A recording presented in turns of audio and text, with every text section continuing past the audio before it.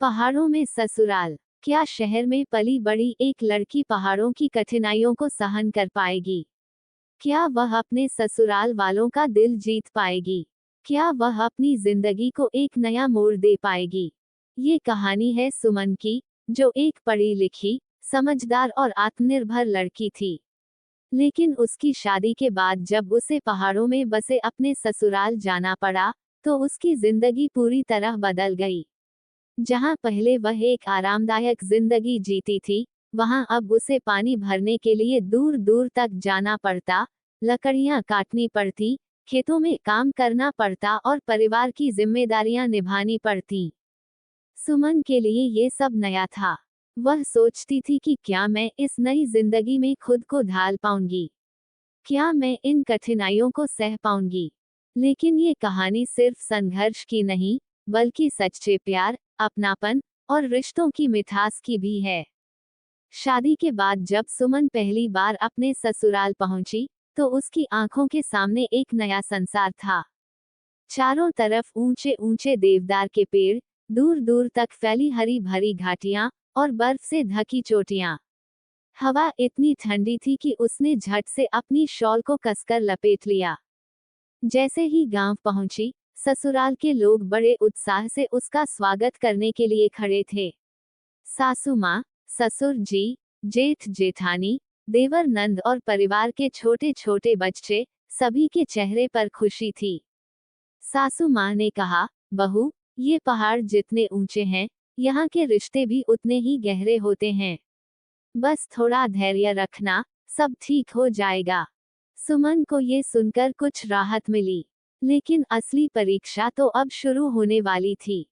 अगली सुबह जब सुमन की आंख खुली, तो उसने देखा कि घर की सारी औरतें पहले ही उठ चुकी थीं और रसोई में काम कर रही थीं। सासू माँ ने मुस्कुराकर कहा, बहू, पहाड़ों में सूरज देर से निकलता है, लेकिन हम जल्दी उठते हैं। आओ, चाय पी लो। सुमन ने देखा कि यहाँ रसोई में गैस का चूल्हा नहीं था, बल्कि मिट्टी के चूल्हे पर खाना बन रहा था। चूल्हे की आग से हल्का धुआं निकल रहा था, जिससे उसकी आंखें जलने लगीं। सासू माँ ने कहा, धीरे धीरे आदत पड़ जाएगी। सुमन के लिए सबसे बड़ी चुनौती थी पानी भरकर लाना। गांव में नलों का पानी नहीं था। पानी भरने के लिए गांव की औरतों को रोज 2 to 3 किलोमीटर तक पहाड़ी रास्तों पर चलकर झरने तक जाना पड़ता था। जब सासू माँ ने कहा, चलो बहू, आज तुम भी हमारे साथ पानी भरने चलो, तो सुमन को लगा कि यह एक आसान काम होगा। लेकिन जैसे ही वह घर से निकली, उसे महसूस हुआ कि पहाड़ी रास्ते पर चलना आसान नहीं था। ऊंची नीची पगडंडियां, फिसलन भरी मिट्टी और सिर पर भारी घड़ा उठाना, ये सब उसके लिए नया था। पहली बार में ही सुमन का संतुलन बिगड़ गया और उसका घड़ा नीचे गिर गया। लेकिन गांव की औरतों ने उसे हिम्मत दी। कोई बात नहीं, बहू, पहली बार में सभी के साथ ऐसा होता है। धीरे धीरे सुमन ने सीखना शुरू किया और कुछ ही दिनों में वह भी गांव की बाकी औरतों की तरह सिर पर घड़ा रखकर पानी भरने लगी।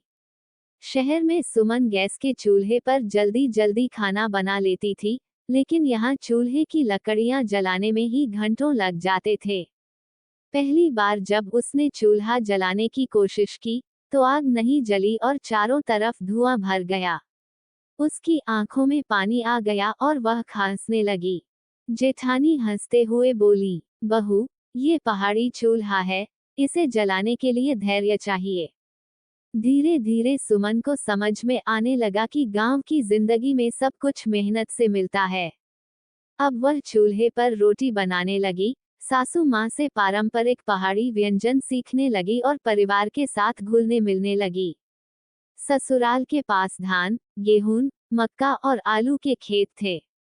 एक दिन सासू माँ ने कहा, बहू, खेत में आलू निकालने जाना है, तुम भी चलो।